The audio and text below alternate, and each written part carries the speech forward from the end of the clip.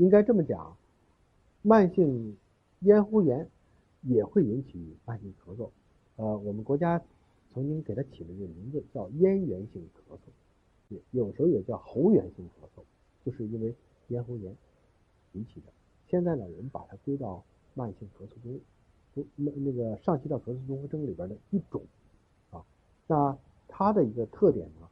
就是这个病人往往有一些咽喉瘙痒的症状啊，嗓子发干、发痒，然后闻到一些气味，比如说炒菜的油烟啊，还有其他这样一些刺激因素的时候，就会引起咽喉的